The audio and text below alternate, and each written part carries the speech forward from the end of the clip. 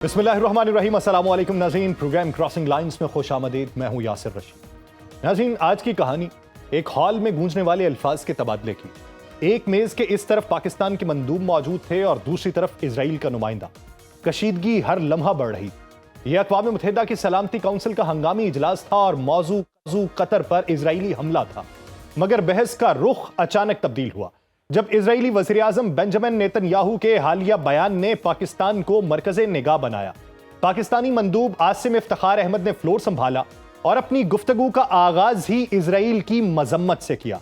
उन्होंने कहा कि पाकिस्तान के बारे में बेंजामिन नेतन्याहू के रिमार्क्स बेबुनियाद हैं। उन्होंने उसामा बिन लादेन को पाकिस्तान से जोड़कर अपनी गैर कानूनी इकदामात का जवाज घड़ने की कोशिश की है। आसिम इफ्तिखार ने आलमी बरादरी को याद कि दहशतगर्दी के खिलाफ जंग में पाकिस्तान की कुर्बानियां बेमिसाल हैं। पाकिस्तान ने ही अलकायदा के खात्मे में फैसलाकुन किरदार अदा किया और यह दुनिया जानती है। इजराइल जैसे मुल्क के रियासती दहशतगर्दी पर मबनी इल्जामात पाकिस्तान कभी कबूल नहीं करेगा। उनकी तकरीर खत्म हुई तो इजरायली मंदूब ने फौरन माइक संभाला और मुखातिब हुए कि अगर पाकिस्तान को एतराज था तो आगाज में करता, मगर मैं ये सिर्फ कहूंगा कि मेरी तकरीर हकाइक पर मबनी थी। उसामा बिन लादेन पाकिस्तान में मारा गया और यह हकीकत कोई नहीं बदल सकता। उस वक्त दुनिया ने अमेरिका की मजम्मत नहीं की, लेकिन आज इजराइल पे तनकीद हो रही है। इजराइली नुमाइंदे ने इसी पर इक्तफा नहीं किया बल्कि पाकिस्तान पर दोहरे मायार का इल्जाम भी आयद किया। उसने ये कहा कि पाकिस्तान अपने लिए अलग और इजराइल के लिए अलग पैमाना रखता है। 9/11 और एबटाबाद की हकीकत को आप कैसे बदलेंगे? और उसने आखिर में तंजिया अंदाज इख्तियार करते हुए कहा कि पाकिस्तान जब हमें तनकीद का निशाना बनाता है तो क्या अपने रवैये का भी जायजा लेता है? यह मुकालमा महज एक इजलास की कार्रवाई नहीं है। इसके पस मंजर में बेंजामिन नेतन्याहू का 9/11 की बरसी पर 2 मिनट का वीडियो पैगाम है जिसमें उसने कहा कि जिस तरह अमेरिका ने पाकिस्तान में बिन लादेन को मारा, इजराइल भी अपने दुश्मनों को दुनिया के किसी भी कोने में निशाना बना सकता है। यह मिसाल कतर पर हमले के दिफा में दी गई, लेकिन असल सवाल वही है कि पाकिस्तान का हवाला ही क्यों दिया गया? तजियाकार ये कहते हैं कि यह महज इत्तफाक नहीं, यह एतराफ है कि इजराइल पाकिस्तान को नजरअंदाज नहीं कर सकता। पाकिस्तान का मौकिफ हमेशा उसूलों पर मबनी रहा है, चाहे कश्मीर हो या फलस्तीन, लबनान की जंग हो या ईरान पे दबाव। पाकिस्तान ने खुलकर इंडिया और इजरायली जारहियत के खिलाफ आवाज बुलंद की, चुनाचे मुस्लिम दुनिया में उसकी आवाज सबसे नुमाया समझी जाती है। पाकिस्तान की ताकत सिर्फ फौजी नहीं, सिफारतकारी भी उसका एक अहम हथियार है। इस हकीकत में कोई दो राय नहीं है कि पाकिस्तान ने अक़वाम मुत्तहिदा समेत हर आलमी फोरम्स पर फलस्तीनी अवाम के हक में आवाज बुलंद की है। कतर पर इजरायली हमले पर आलमी बरादरी ने सख्त रद्द-ए-अमल जाहिर किया। कई मुमालिक ने इसे जारहियत और खुद मुख्तारी की खिलाफ वर्जी करार दिया, लेकिन बेंजामिन नेतन्याहू का बयान इस बहस को एक और रुख दे गया है। पाकिस्तान को बतौर मिसाल पेश करना दरअसल इजराइल की बेचैनी का इजहार है। सवाल यह है कि यह बेचैनी क्यों? इसलिए कि इजराइल जानता है कि मुस्लिम दुनिया में अगर कोई मुल्क उसके बयानिए को मौसर अंदाज में चैलेंज कर सकता है तो वो पाकिस्तान है। एक एटमी रियासत, एक मुनज़्ज़म फौज, एक उसूली बयानिया और मगरिब से मुतवाजिन ताल्लुकात, यही इम्तजाज पाकिस्तान को इजराइल के लिए सबसे बड़ी रुकावट और मुस्लिम दुनिया के लिए सबसे बड़ी उम्मीद बनाता है। इसीलिए बेंजामिन नेतन्याहू को पाकिस्तान इन दिनों बार बार कर रहा है और आज सलामती काउंसिल में होने वाली तकरार यकीनन एक नई तारीख रकम करेगी जिसके मुस्तकबिल पर देर पा असरात मुरत्तब होंगे। इस पूरे मंजरनामे पे बात करने के लिए हमें ज्वाइन किया है दिफाई तजियाकार air commodore retired Khalid Chishti साहब ने और दिफाई तजियाकार ब्रिगेडियर रिटायर्ड मसूद खान साहब ने। मैं दोनों हजरात का बेहद मशकूर हूं। खालिद चिश्ती साहब, सर सबसे पहले आपकी तरफ आता हूं। आप क्या समझते हैं कि इस वक्त जो हमले का जवाज पेश करते हुए इजरायली वजीर आजम की तरफ से पाकिस्तान का बार बार तज़किरा था, यह पाकिस्तान से डर है या फिर पाकिस्तान की बढ़ती हुई आलमी अहमियत का एतराफ है? बहुत शुक्रिया यासिर साहब इनवाइट करने का, और आपने बड़ा ज़बरदस्त इंट्रोडक्शन दिया है और काफ़ी चीज़ें उसी में क्लियर कर दी हैं कि ये एक ऑब्सेशन है ऑब्वियसली बड़े अरसे से उनको पाकिस्तान की, और एक एलिमेंट ऑफ हेल्पलेसनेस भी नज़र आता है आपको, क्योंकि पूरी दुनिया में आपने देखा कि जिस मुल्क को उन्होंने चाहा इसका निशाना बनाया, एट रैंडम बनाया, और बहुत सारी वेस्टर्न ख़ास तौर पे अमेरिका की सपोर्ट या आशीर्वाद से बनाया। और जो मुल्क जो विक्टिम मुल्क थे, अनफॉर्चुनेटली वो इस पोजीशन में ही नहीं थे कि रिस्पॉन्स कर सकते, तो जाहिर है उनके पास चॉइस ही नहीं थी सिवाय इसके कि कंडेम करें और रेजोल्यूशन पास करवाएं या कोई इजलास बुलाएं और उसके अंदर ये एक करारदाद पास करवाएं। पाकिस्तान का पिछले कई सालों से, जब से मैं पाकिस्तान एयरफोर्स में था और सर्व करता था, उस वक्त से भी हमें पता था कि इजराइल से हमें खतरा है, खासतौर पर हमारे न्यूक्लियर प्लांट को उस वक्त भी हमें हिंदुस्तान और इजराइल की कोलैबोरेशन का भी पता था, हमें ये भी अंदाजा था और शक था कि शायद वो इंडिपेंडेंट इजराइल अटैक करे या इंडिया की कोलैबोरेशन से करे। तो ये एलिमेंट ऑफ डिस्कम्फर्ट तो हमेशा से रहा है। और जो चीज रोकती है यासिर साहब, वो हमें ज़हन में रखनी चाहिए कि किसी भी मुल्क पर जब आप जारहियत करते हैं तो हाइपोथाइज करते हैं आप।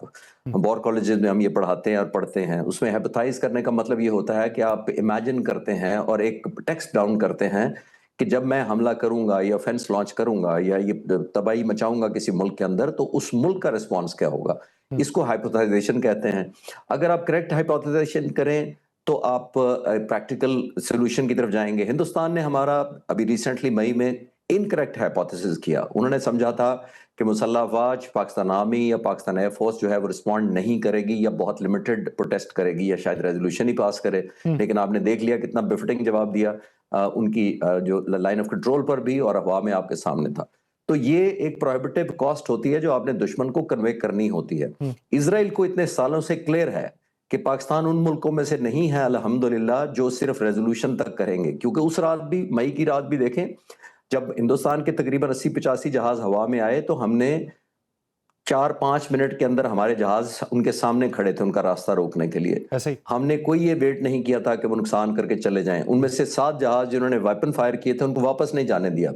ये रेजोल्यूशन होती है, ये प्रोहिबिटिव प्राइस है जो हमने डिमांड की थी, और 10 तारीख को जो कुछ हुआ वो भी 1 तारीख का हिस्सा है। सही 34 जगहों पर हमला किया, 16 एयर बेसेस तबाह किए। बरनाला उनका आज तक उनका जो कमांड कंट्रोल सेंटर था आज भी रिकवर नहीं हुआ।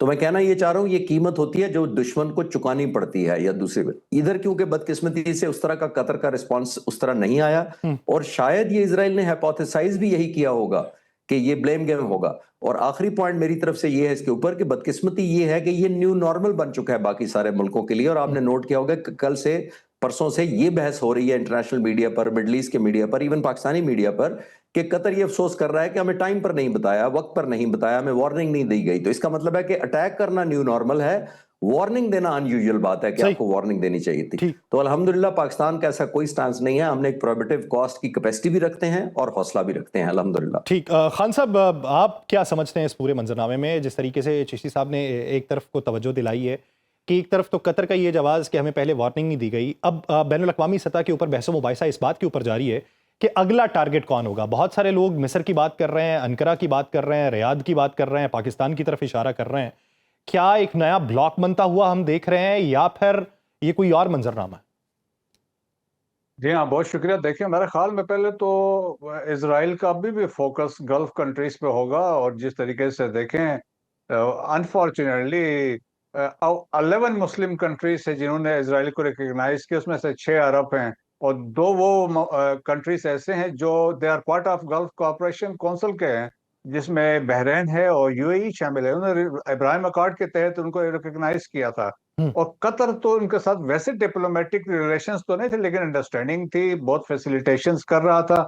सो इसका मतलब ये है, देखें, लेट्स अंडरस्टैंड कि जो कुछ हुआ है ये कहीं उसमें नहीं हुआ है कि इसमें यकीनन अभी जो लोग लिख रहे हैं, एनालिस्ट बात कर रहे हैं, फैसिलिटेशन अमेरिका की इसमें शामिल थी, कंसर्न शामिल, जबकि आपका joint air operation, combined air operation centre वहां पे है, अल उदैद बेस में फॉरवर्ड सेंट्रल कमांड है सेंटकॉम का।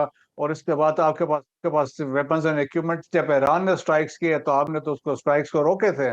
और सिमिलरली अभी ये भी बताया जा रहा है कि जो वहां पे जो एयर डिफेंस सिस्टम अपना था इनका कतर का, तो वो भी वाज डिसेबल्ड। तो वो भी सारी चीजें हैं। देखें कि अब प्रेशर जो है इजिप्ट पे तो आप कुछ नहीं कह सकते। इजिप्ट ने तो अभी स्टेटमेंट भी बड़ी माइल्ड सी दी है। जॉर्डन की भी बस की बात नहीं है। इन तमाम ममालिक में एक सऊदी अरब है जो बड़ा मुल्क है, जिसके पास थोड़ा कुछ कैपेसिटी है, लेकिन मेरे ख्याल में वो सोच भी नहीं सकते हैं। तुर्किया बहुत बहुत एक प्रोफेशनल फोर्स है, बहुत डेवलप्ड फोर्स है, स्ट्रॉन्ग एयर फोर्स और ड्रोन टेक्नोलॉजी में तो बहुत आगे हैं। जबकि पाकिस्तान की जब बात आती है, देखें, पाकिस्तान एक मुस्तहकम एटमी ताकत है, और एटमी ताकत के साथ आप जब ऐसा कोई मिस एडवेंचर करने की कोशिश करते हैं जो इजराइल कभी नहीं करेगा, तो हमारी तरफ से जो जवाब होगा तो वो मेरे ख्याल में बड़ा सीरियस होगा, और उसके सीरियस कॉन्सिक्वेंसेस होंगे। यकीनन ये दुनिया भी समझती है, इजराइल भी समझता है, अमेरिका भी समझता है। सो देयरफॉर प्रेशर रहेगा गल्फ कंट्रीज में, मिडिल ईस्ट में। क्योंकि ग्रेटर इसराइल के एक्सपेंशन के लिए जो एरियाज वो चाह रहा है। देखें, जंग तो हर किसी सूरत में सीज फायर हो जाता है, चीजें सेटल हो जाती हैं, तो it's all over for Netanyahu. Netanyahu next day वो ही will not be in the office की जिसके हालात हैं। लेकिन नेतन्याहू ये चाह रहा है कि एक तो ये चलता रहे तो वो पावर में रहेगा। सेकंड जो है एक्सपेंशन जो चाह रहा है, जो आइडियाज है, देखिए अनफॉर्चुनेटली हम ये कहते हैं कि जो ट्रम्प की सोच है वही नेतन्याहू की सोच है। और जिस तरह वो रिवेरिया की बात कर रहे थे, ये अभी जो गजा को टेक ओवर करने की बात कर रहे हैं, सो ग्रेटर इसराइल का भी है। फर्दर वो they are also planning to annex West Bank. America भी इसको एंडोर्स करता है। अमेरिका अपना देखे कैपिटल यरूशलेम पर ऑलरेडी वो शिफ्ट कर चुके हैं। डिप्लोमेटिकली अमेरिका से उनको सपोर्ट होती है, यूएन सही। सिक्योरिटी काउंसिल में लेकिन के अगेंस्ट कोई रेजोल्यूशन नहीं आती है। तो वो ऐसे हैं। हम जो फोकस अभी भी इसराइल का होगा वहाँ मिडिल ईस्ट पे ही होगा। नॉट तुर्किया है, और Türkiye Pakistan, Iran. Iran was the only country जो खड़ा हुआ है जिसने फेस किया और जवाब दिया। And they I think they prevailed over Israel. अच्छा। तो मेरे ख्याल में पाकिस्तान उनकी सोच से बालातर है। ऋषि साहब, मेरा आपसे सवाल इस ज़िमन के अंदर है, ये जो एक बहुत बड़ी बेस जिसे ताकत का इस्तारा समझा जाता है कतर के अंदर मौजूद है, हज़ारों फौजियों की मौजूदगी होती है, मिडल ईस्ट पे पूरा कंट्रोल या अपनी जितनी भी जंगें इस खत्ते के अंदर हैं वो वहीं से कंट्रोल की जाती रही हैं, क्या उसकी बंदिश का मंजरनामा मुस्तकबिल करीब में हो सकता है? जी, देखिए ये बहुत बड़ा बेस है और ये 2008 का है। बिलियंस ऑफ डॉलर्स अमेरिका ने लगाए हुए हैं। Top of the front line उनके फ्लीट भी है और ज़ाहिर पर्सनल और ट्रुप्स भी हैं। ये इतना आसान नहीं होगा। मैं कहाँ से ये लीड ले रहा हूँ, वो ले रहा हूँ कतर के वजीर आजम के उस बयान के, जब उनसे ये सवाल किया गया कि इसराइल को आप कंडेम कर रहे हैं लेकिन अमेरिका ने भी तो ये कहा है कि, और इंक्लिनेशन है अमेरिका के भी सपोर्ट किया, टेसिट अप्रूवल है इसके पीछे। तो कतरी प्राइम मिनिस्टर ने बड़ा क्लियर कहा कि नहीं, हम अमेरिकन प्रेसिडेंट को इसके नहीं समझते, ना हुकूमत को समझते हैं, उन्होंने तो इसको बुरा समझा है इस हमले को। तो जिसका मतलब ये है कि इराक, कतर का जो मुझे अभी तक समझ आई है कि वो कन्फ्रंट अमेरिका को नहीं करना चाह रहे या नहीं कर सकते दोनों सूरतों में। तो मुझे नहीं लगता कि वो अभी बेस जैसे या बेस जैसे एक्सपेल करने की नौबत आएगी, बिकॉज ये बहुत ज्यादा प्रेशर है। और जैसे ब्रिगेडियर साहब कह रहे थे कि आपने पहले ये देखना होता है कि जब आप कोई एक्शन लेते हैं तो उसका जो कॉन्सिक्वेंसेस होते हैं वो आप बर्दाश्त कर सकते हैं, क्योंकि मोनार्की है मोस्टली, और अमेरिका ने एक टेसिट अप्रूवल दिया हुआ है कि जब तक आप मोनार्की रखेंगे और हमारे ऑब्वियसली एक लाइन टो करेंगे, हमारी इंटरेस्ट को लुक आफ्टर करेंगे, तो ऑब्वियसली वो उनको मोनार्की याद नहीं कराते। उनकी अपनी नेशनल इंटरेस्ट अमेरिका की क्योंकि है कि जब तक उनको एक आदमी से डील करना पड़ता है, चाहे वो किंग हो, चाहे वो प्रिंस हो या कोई और हो, तो उनको शायद आसान लगता है ऐसे मुल्कों में जहां पर इस तरह की हो, डेमोक्रेसी कम हो। तो मुझे नहीं लगता कि अमेरिका का इस स्टेज पर होगा। लेकिन वो अलायंस कितना होता है, बहुत सारे प्रैक्टिकल एक्शन करने की जरूरत है, वो डुएबल नजर आने चाहिए। मेरा ख्याल है मिडिल ईस्ट से कोई 60 के करीब तो फ्लाइटें हैं रोजाना की, तकरीबन मुख्तलिफ मुल्कों से जो जाती हैं।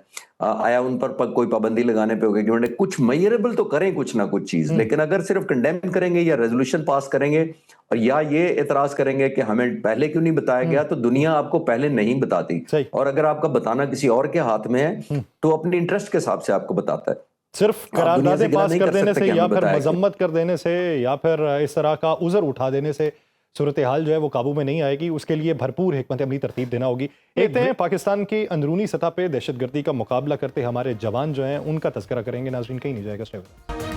ब्रेक के बाद खुशामदीद। नाज़रीन, जांबाज जवानों की वो कहानी जो फितना खवारिज के मुकाबिल सीना सफर हैं, ये दुश्मन के नापाक अज़ाइम को भारतीय जो साजिशें हैं और अफगान बेअमली की तकवीयत जो है ये उसको उजागर करती हैं। मगर शोहदा का लहू गवाह है कि यह वतन कायम भी रहेगा और कामयाबी हमेशा पाकिस्तान के हिस्से में आएगी।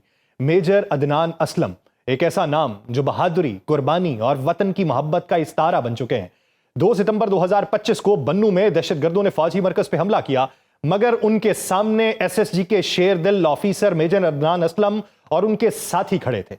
ये वो लम्हा था जब दुश्मन के सामने डट जाना ही वाहिद ऑप्शन था। मेजर अदनान पहले ही 2 दहशतगर्दों को जहन्नुम वासिल कर चुके थे, फिर एक गोली उनकी टांग में लगी, लेकिन वो भागे नहीं। जख्मी हालत में भी अपने साथी को बचाने के लिए ढाल बने और यह लम्हा बहादुरी और जुर्रत की गैर मामूली मिसाल थी। वो कभी अपने सिपाही की ढाल बनकर गोलियां रोकते और कभी उनके सिपाही उनके लिए ढाल बनते। खून बहता रहा मगर अज़्म नहीं टूटा। उसी दौरान एक दहशतगर्द ने हैंड ग्रेनेड निकाला, मगर मेजर अदनान की क़यादत में साथियों ने जवाबी कार्रवाई की और यह थी वो जंग जिसमें एक जानिब दहशतगर्दी थी और दूसरी तरफ वतन के जानिसार थे। शदीद जख्मी मेजर अदनान ने 7 दिन मौतो हयात की कशमकश में गुजारे, मगर 9 सितंबर को वो मादर वतन पर जान कुर्बान कर गए। आज उनकी बहादुरी को देख के हर जुबान पुकार रही है कि यह कुर्बानी निशान हैदर के लायक है। उनके साथ लड़ने वाले सिपाही भी बहादुरी की मिसाल बने, मगर मेजर अदनान की शुजाअत सबसे नुमाया थी। यह सिर्फ एक शहादत नहीं है, यह पाकिस्तान के नाम पर दी गई एक ऐसी कुर्बानी है जो नस्लों को रास्ता दिखाती रहेगी। मेजर अदनान असलम की कुर्बानी को समझने के लिए पस मंजर में जाना जरूरी है कि पाकिस्तान में दहशतगर्दी की मौजूदा लहर को फौजी क़यादत ने फितना उल खवारिज का नाम दिया है। फील्ड मार्शल ने पहली बार फरवरी 2025 में तहरीक तालिबान पाकिस्तान और इस जैसे गिरोहों को फितना उल खवारिज के नाम से मौसूम किया था, क्योंकि वो खवारिज ही हैं जो दीन के लिबादे में फसाद बर्पा करते हैं। अफगानिस्तान में तालिबान के इक्तदार के बाद ये फितने नई शिद्दत के साथ उभरे और अब इनका कला कमा कैसे किया जा सकता है, इस पर बात करेंगे। और ये जो जज्बा हुब्बुल वतनी है को किस जबान में अदा किया जा सकता है, इस पर बात की जाएगी। मैं बढ़ता हूं ब्रिगेडियर मसूद खान साहब की तरफ। खान साहब, क्या समझते हैं मेजर अदनान का जख्मी होने के बाद भी लड़ते रहना ये किस सतह की ट्रेनिंग और हौसले की अक्कासी करता है? जी हाँ, देखें जिस तरीके से कमिटमेंट है, रिजॉल्व है और जिस तरीके से ट्रेनिंग होती है, लेकिन इसके बाद जो ईमान, तकवा, जहाद फी सबीलिल्लाह है, आपके अंदर जो ईमान की ताकत है वो बहुत मैटर करती है। और स्पेशली देखें कि हमने पास में देखा है कि जितने हमारे यंग अफसर शहीद हुए हैं, चाहे वो कैप्टन थे, मेजर्स थे, वो उनका जो अगर कंपेयर करें कि जितने जंगों में इतने लोग शहीद नहीं हुए जितने यंग अफसर्स जो इस वार ऑन टेरर में। अब रिसेंटली आप देखें कि मेरा ख्याल में पिछले 2 महीने में ऑलमोस्ट 5 के करीब मेजर्स हमारे शहीद हुए हैं। सो कंट्रीब्यूशन है, so therefore they lead from their front, क्योंकि चाहे वो एक प्लेटून हो या वो कंपनी को लीड कर रहे होते हैं या इससे आगे बढ़ते हैं, तो वो दे लीड फ्रॉम द फ्रंट। और इसमें यकीनन वो लीडरशिप भी काउंट होती है। अकॉर्डिंगली जब आपका लीडर आगे से जब बहादुरी से लड़ता है तो आपके जो अंडर कमांड लोग होते हैं वो अकॉर्डिंगली वो फॉलो करते हैं। देखें कि फिर हम और स्पेशली मैं I would like to quote कि general field marshal Asim Munir ने रिसेंटली कहा था कि पाकिस्तान आर्मी को या कि इसको कोई शिकस्त, कोई नुकसान नहीं पहुंचा सकता है जब तक फादर जो है, वालिद जो है, बेटे की जो जनाजे को लेके बरियल के लिए लेके जाता है, और जब तक माए ऐसे बच्चों को पेश करती है वतन की खिदमत के लिए, तो इस कौम को इसको कोई शिकस्त नहीं दे सकता है। तो वही हालात है कि यहाँ पे एक रिजॉल्व है, चाहे वो एक सोल्जर है, चाहे वो एक ऑफिसर है। और अब जिस तरीके से उन्होंने डिलीवर किया, देखेंगे अमेरिकन प्रेसिडेंट थे, 30th president Calvin Coolidge, I suppose his name, उन्होंने कहा था कि ये देखें ये जो लोग हैं जो जिनकी हम बात करें, हमारे हीरो हैं। तो उन्होंने कहा था जो nation, any nation that which forgets it's heroes soon it will be forgotten. तो हमें उस हिसाब से इनकी हमें कदर करनी चाहिए। ये कुर्बानियां देते रहते हैं और आगे फ्यूचर में भी दी जाएंगी, क्योंकि इन कुर्बानियों से आपकी सॉवरेनिटी, आपके बॉर्डर्स की प्रोटेक्शन हो रही है। तो मेरा ख्याल में जो लोग अभी भी जो अफवाज पाकिस्तान के खिलाफ, इदारों के खिलाफ बात करते हैं, जो मुल्क से बाहर बैठे हुए हैं, जो वहां से बैठ के मलाइन करने की कोशिश करते हैं बुग्ज में और कीने की वजह से, मेरा ख्याल में उनके लिए भी एक मैसेज है। देखें ये कौम मुत्तहिद है, और जिसका हमने देखा कि जब आपने मार्के हक में और बुनियाद मरसूस में the entire nation was with the armed forces of Pakistan, और आर्म फोर्सेस ने, चाहे हमारी एयरफोर्स थी, आपकी ग्राउंड फोर्सेस थे, एलओसी पे पाकिस्तान नेवी रेडी हालत में थे, उन्होंने डिलीवर किया है।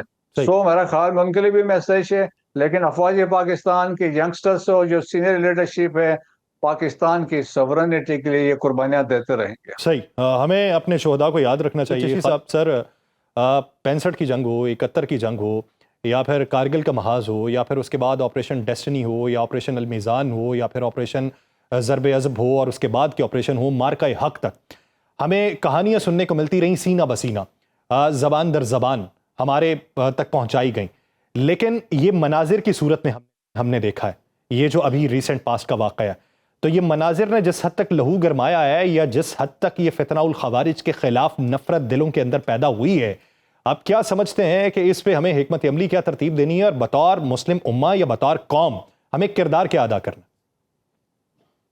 देखिए यासिर साहब, जो मई के महीने में हुआ और मुसल्लह अफवाज ने जो जवाब दिया, एक रेजोल्यूट, आपने देखा कि पाकिस्तान आर्मी लीडरशिप ने एक नेशनल पॉलिसी के तहत ओवरऑल इंटीग्रेटेड कैसे लड़े, पाक फिजाइया ने उस पॉलिसी को सपोर्ट कैसे किया।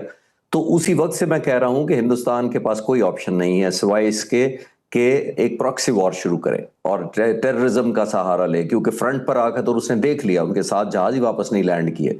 तो आपके सामने है कि उनके पास ऑप्शन यही है। और ये जो एसएसजी के जो थे माशाल्लाह स्पेशल सर्विसेज ग्रुप के मेजर अदनान, इनको ट्रिब्यूट इनकी फैमिली को भी और माँ को सलाम, जितने इतना बहादुर बेटा जन्म दिया। और मैं इस तरह इनको ज्यादा जानता हूं कि मैं अपनी एक डॉक्यूमेंट्री के सिलसिले में जो अपने चैनल्स के मैं करता हूं, तो मुझे एजाज हासिल हुआ कि मैंने ब्रिगेडियर तारिक महमूद, टीएमटी जिनको कहते हैं, उनके दोस्तों का इंटरव्यू किया। वो मैं आजकल उस पर काम कर रहा हूं। जब मैं इन लोगों से मिलता हूं, मैं हर सोल्जर की बात कर रहा हूं, ये नहीं कि उनका जज्बा कम है, लेकिन खास तौर पर जो हमारे एसएसजी और जो कमांडोज हैं, ये रियल सेंस में लाइन हार्टेड है। इतना सीना इनका मजबूत होता है, इतना दिल इनका जिसको कहते हैं जवामर्दी से भरा होता है। यही इसी मुल्क के ये सपूत हैं जो इतनी जबरदस्त बहादुरी से जान देते हैं। जब आपको नजर आ रहा होता है कि खतरा है, बड़े आराम से वो बंकर में या किसी प्रोटेक्शन में या किसी जगह पे भी सिक्योर जगह पर दुश्मन का मुकाबला कर सकते थे। लेकिन ओपनली बाहर निकलकर अपने साथी के सपोर्ट में आना और दुश्मनों का सामना करना और इतनी बहादुरी से एंड तक करना, आई थिंक ये सलाम है इनको। अल्लाह ताला जैसे वादा किया हुआ है, इनके दर्जे बहुत बुलंद होंगे, हमें यकीन है। लेकिन जो आपने पूछा कि हमें करना क्या चाहिए, हमें आपस में यूनिटी रखनी है यासिर साहब, क्योंकि दुश्मन को वैक्यूम मिलता ही तब है जब वो क्रैक्स देखता है हमारे अंदर। वो समझता है जब गैप है उसके पास और फ्रस्ट्रेशन में करने को कुछ नहीं है। वो वैक्यूम क्रिएट करता है कि कहाँ डिस्कनेक्ट है कौम का आपस में, विद इन पोलराइजेशन कितनी है। तो हमें हर एक को, जो मई के महीने में अल्हम्दुलिल्लाह मुसल्लह अफवाज ने ओवरऑल, पाक फिजाइया ने पर्टिकुलरली जो विक्ट्री हासिल की है, हमें वैल्यू ऐड करनी है टू द विक्ट्री, जिसका मतलब है हमने और ज्यादा मुनज़्ज़म होना है, मुत्तहिद होना है। खास तौर पर एक्सटर्नली इस तरह की थ्रेट जो होगी ये हिडन, आने वाले वक्तों में ये और खतरनाक अख्तियार कर सकते हैं, क्योंकि जितनी हमारी काउंटर टेररिज्म पे ऑपरेशंस हो रहे हैं, दुश्मन और ज्यादा फ्रस्ट्रेट हो रहा है। इंशाल्लाह ताला वक्त आएगा हम काबू भी पाएंगे, लेकिन सिर्फ और सिर्फ उसकी रिक्वायरमेंट पहली है, हमारी कैपेसिटी अल्लाह ने दी है, हमें मुत्तहिद होकर फाइट बैक करना है। और एक दिन आएगा कि ये सारे फितनातुल ख्वारिज आपको माइनस नजर आएंगे इस मुल्क से इंशाल्लाह। एक दिन आएगा जब ये इनका कला कमा होगा, और एक दिन आएगा कि जब की किरणें इस जमीन के ऊपर उतरेंगी। बहुत शुक्रिया air commodore retired Khalid Chishti साहब और ब्रिगेडियर रिटायर्ड मसूद खान साहब इस हवाले से अपना वक्त देने के लिए। नाज़रीन, दीगर इश्यूज़ पे बात करेंगे जो हक़ाइक़ हैं सैलाब के बाद के, और जो ज़रई अजनास की किल्लत के हवाले से उस पर बात होगी। एक शॉर्ट ब्रेक के बाद कहीं नहीं जाएगा। स्टेट ब्रेक के बाद खुशामदीद। नाज़रीन, क्या सैलाब महज सड़कें और आबादियाँ बहाते हैं, या फिर वो हमारी ज़रात की जड़ें भी काट देते हैं, जहाँ खेत दलदल में बदल जाते हैं, ज़मीन की ज़रख़ेज़ी बरसों के लिए मुतासिर हो जाती है? क्या गंदम और चावल जैसी बुनियादी अजनास की कमी सिर्फ कुदरती आफत का नतीजा है, या उसके पीछे ज़ख़ीरा अंदोज़ी, मुनाफाखोरी और हुकूमत की ताख़ीरी पॉलिसीज़ का हाथ भी कुछ ज़्यादा है? क्या आटे के थैले की कीमत 20 किलो के 1450 से 2500 तक रुपए तक पहुंच जाना वाकई सैलाब जो है, क्या पानी मार रहा है ये सारी कीमतें, या फिर ये मसनूई बहरान है जो मिल मालिकान और बड़े खरीदारों ने पैदा किया है? क्या पंजाब हुकूमत के छापे 1 लाख टन गंदम की जब्ती और 3000 रुपए फी मन पे फरोख्त करने के फैसले से बहरान खत्म होगा, या ये भी महज वक्ती रिलीफ साबित होगा? क्या असल जखीरा अंदोज किसान हैं जिन्होंने कम कीमत पे मजबूर होकर अनाज बचा रखा है, या फिर वो ताजर और मिल्स मालिकान हैं जिन्होंने अरबों रुपए का स्टॉक बना के बहरान को बढ़ाया? क्या सैलाब के बाद मुतासरा जमीनों पे आइंदा बवाई मुमकिन रहेगी, या ये बहरान सिर्फ आज नहीं बल्कि आने वाली फसलों को भी मुतासिर करेगा? क्या अगर किसान दबाव में आके सारा अनाज भी बेच दें तो खाद, बीज और मजदूरी के अखराजात कहां से पूरे होंगे? और वो फूड सिक्योरिटी जिसका इस वक्त एक लेबल बनाया जा रहा है, वो किस तरीके से महफूज रहेगी? क्या बरामदी पॉलिसी पे नजरसानी के बगैर और वक्त पे दरामद ना करने की गलती दोहराते हुए पाकिस्तान मजीद महंगाई और किल्लत का शिकार नहीं होगा? और सबसे बढ़ के ये कि क्या ये बहरान महज आज की महंगाई का मसला है, या फिर आने वाले दिनों में मुल्क की फूड सिक्योरिटी, किसानों के एतमाद और ज़रई मईशत के मुस्तकबिल को एक बड़े खतरे से दो चार कर देगा? इन तमाम सवालों का इहाता जो है वो इसी सेगमेंट में करेंगे। हमारे साथ मौजूद हैं चेयरमैन यंग एक्सपोर्टर्स एसोसिएशन मियां शुएब बटालवी साहब। बटालवी साहब, बहुत शुक्रिया आपके वक्त का। हमारे साथ चेयरमैन ऑल पाकिस्तान इत्तेहाद सैयद महमूदुल हक बुखारी साहब भी मौजूद है। बुखारी साहब, आपका भी मशकूर हूँ। सबसे पहले शुएब बटालवी साहब, आपकी तरफ आता हूँ। क्या समझते हैं कि मौजूदा मंजरनामे में क्या ये हालिया सैलाब जो है ये वाकई गंदम और चावल की पैदावार को इस हद तक मुतासिर कर चुका है जितना फ्लावर मिल्स इस वक्त वावेला मचा रही हैं या फिर जो एदाद शुमार में आ रही हैं? बिस्मिल्लाहिर्रहमानिर्रहीम। देखें, सैलाब तो अभी आया है और अभी फौरी तौर पे तो उसके जो असरात हैं वो नज़र नहीं आएंगे, क्योंकि अभी तो ये वैसे ही ववेला मचाया जा रहा है कि जी गंदम और चावल की प्राइसेस मिल मालकान की मिली भगत से ये जो है ना आगे प्राइसेस बढ़ाई जा रही हैं। इसका जो इसके साइड इफ़ेक्ट्स हैं वो आफ्टर 1 मंथ 2 मंथ के बाद आना शुरू होएंगे। फिर इसमें आपकी गंदम है, आपकी एग्रीकल्चर की जितनी प्रोडक्ट्स हैं वो एक्सपेंसिव होना स्टार्ट हो जाएंगी, उसकी कमी बहुत ज़्यादा होना शुरू हो जाएगी। इससे फिर हमें पहले की तरह ही इंपोर्ट दोबारा गंदम करनी पड़ेगी। हमारी जो एक्सपोर्ट्स हैं वो अगर आप राइस की बात करें तो हमारी SIFC ने इतना अच्छा उसके ऊपर एग्रीकल्चर के ऊपर काम चल रहा था, जो हमारा स्पेशल इन्वेस्टमेंट फैसिलिटेशन काउंसिल बना, उसने इतना अच्छा काम किया। हमारी लास्ट 2024 में जो एक्सपोर्ट्स थी राइस की $3.8 बिलियन पे चली गई और 2025 में $5.8 बिलियन पे जा चुकी थी। टोटल अगर आप इसकी कैलकुलेशन करें एग्रीकल्चर की प्रोडक्ट्स की तो हमारी अल्हम्दुलिल्लाह $8 बिलियन पे टोटल ओवरऑल जो है एग्रीकल्चर की एक्सपोर्ट्स जा चुकी हैं। और इसका हमारा 2030 पे जो SIFC के अदाद शुमार के मुताबिक हमारी जो एक्सपोर्ट थी 2030 तक एग्रीकल्चर की सिर्फ हमने $125 बिलियन पे लेके जाना थी और 37% जो है ये हमारी एग्रीकल्चर की एक्सपोर्ट्स बढ़ी थी।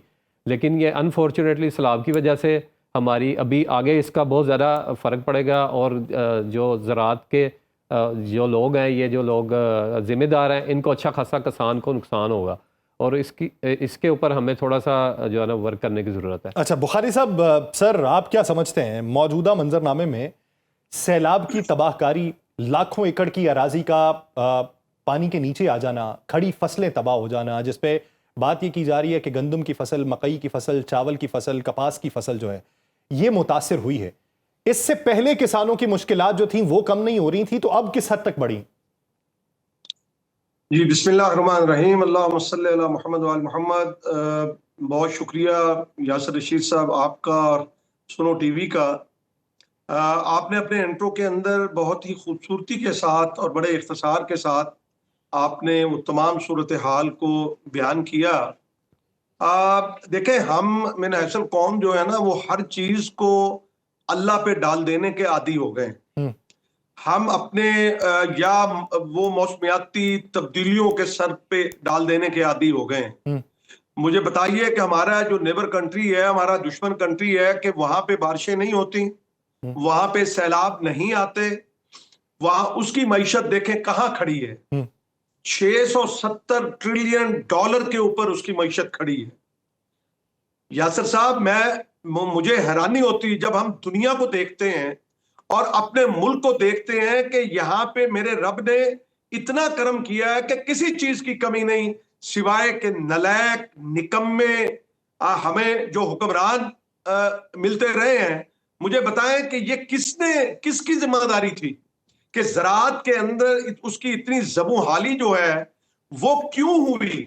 तो गलत पॉलिसियों की वजह से, गलत इनकी जिद की वजह से जो आज किसान सफर कर रहा है, किसान डूब गया यासर, किसान तबाह हो गया, उसकी जमीन उसके पांव तले से निकल गई, उसकी छत छिन गई, उसके बच्चे मर गए, वो खुद मर गया, उसके जो मवेशी है वो बह गए, वो मैं कहता हूं उसके दाने साल भर के वो बह गए, उसकी तूड़ी, उसका चारा, उसका सब कुछ तबाह बर्बाद हो गया। और आज जो है वो इन्होंने कहा है कि जी जरी इमरजेंसी, जो वो लफ्जों से तो कुछ भी नहीं होगा, ये ऐलान किया है। मुझे बता, और मैं आपको बताऊं कि ये 1958 में फील्ड मार्शल अयूब खान ने ये इंट्रोड्यूस कराई थी कि जब कोई डिजास्टर आएगा, कोई सैलाब आएगा, कोई जलजला आएगा या कोई होगा, तो आप जरी इमरजेंसी लगाकर उसका जो इजाला करेंगे जो उसका नुकसान हुआ है। अभी यहाँ पे हालत क्या है कि लोग खुले आसमान तले बैठे हैं, लाखों की तादाद के अंदर बैठे हैं और हमारे इदारों के अंदर इतनी कैपेबिलिटी नहीं है, इतनी उनके अंदर सकत नहीं है।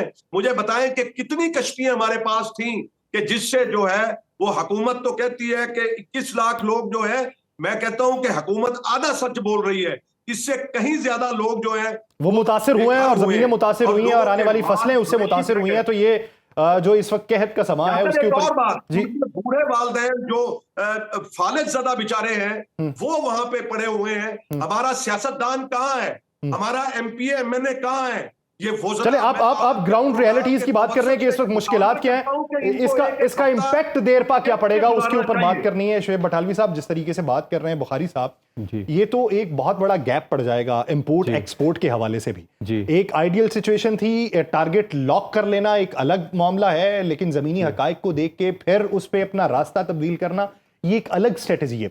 अगर इस वक्त देखा जाए लाखों एकड़ की अराजी मुतासिर हुई है, इसके आफ्टर इफेक्ट्स आपको देखने को मिलेंगे। एक तो किसान मुतासिर हुआ, दूसरा अराजी मुतासिर हुई, तीसरी ये ज़रूरी अजनास मुतासिर हुई हैं। तो वो जो गैप आप ये कह रहे थे कि एक्सपोर्ट इतने की होती है, ये तो बात इंपोर्ट पे आ जाएगी, तो वो गैप कितना बढ़ता हुआ दिखाई दे?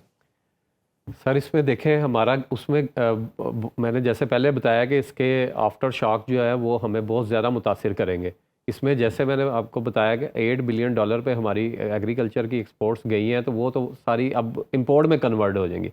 हमारा जो कन्वर्जन रेट है वो पहले ही हमारी इंपोर्ट ज़्यादा है और एक्सपोर्ट कम है, और बड़ी मुश्किल से हम लोग सब कोशिश करके, हमारे इदारे कोशिश करके, हमारी गवर्नमेंट कोशिश कर रही है एक्सपोर्ट्स बढ़ाएं, और हम बड़ी मुश्किल से ऊपर जा रहे थे आहिस्ता आहिस्ता, और सारी चीज़ें बड़ी अच्छी चल रही थी। लेकिन ये जो अनफॉर्चुनेटली सैलाब ने मुतासिर किया है, ये इसका बहुत ज़्यादा नुकसान होएगा, बल्कि हमें गंदम भी इंपोर्ट करनी पड़ेगी, हमें हो सकता है चावल भी इंपोर्ट करना पड़े, और एग्रीकल्चर की बहुत सी प्रोडक्ट्स जो है वो इंपोर्ट कर, अगर एक्सपोर्टर है तो एक्सपोर्ट के ऊपर है, इकोनॉमी के ऊपर है, तो एक्सपोर्टर्स को बिठा के साथ बिठाना चाहिए। महमूद बुखारी साहब, सर आप कमेंट करना चाहते हैं?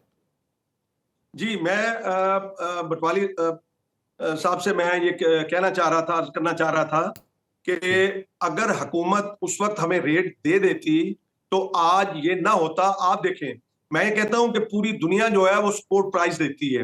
आपका जो इंडिया है उसने 2025-26 जो अभी गंदम काश्त होनी है, फिर 26 में बर्दाश्त होनी है, उसका रेट दे दिया। उससे क्या होता है, किसान को एक एतमाद मिलता है। किसान जो है वो देखता है कि मेरे ये इखराजात हैं। अब इखराजात उसके 32, 33, 3400 रुपए हैं, और आप उसको कहें कि 1800 रुपए में आप उसको जिबा कर दें। क्या मेरे बच्चे नहीं है यासर? मेरे ख्वाब नहीं है? मुझे नहीं अपने बच्चों को अच्छी तालीम देनी, अच्छा कपड़ा पहनाना, अच्छी सेहत? क्या इन्हीं लोगों का हक है कि 600% अपनी तनख्वाहें बढ़ा लें? आज इनको चाहिए था कि जिस तरह सैलाब में मेरा पूरा सियालकोट से लेके पसरूर, नारोवाल, मंडी बाउद्दीन, हाफजाबाद, शेखुपुरा, आपका झंग, आपका मुल्तान, खानेवाल ये तबाह हुआ है, ये ऐलान करते कि वो 600% तनख्वाहें हम वापस करते हैं, उस वक्त तक नहीं लेंगे जब तक हम किसान को जो है वो अपने पांव पे खड़ा नहीं करेंगे। ये छोटा मोटा डिजास्टर नहीं है, मैं आपको बता रहा हूं। ये हुकूमत ये समझ रही है कि हम सिर्फ ऐलानात करके और लॉलीपॉप दे के, मैं यकीन करें कि वो वैसे बुखारी साहब सब बसात एहतराम सर, वो 600% तनख्वाहें वापस करके भी लॉलीपॉप ही होना है आपको। वो कितने लोग हैं, 100-150, तो क्या भरपाई हो जाएगी आपकी?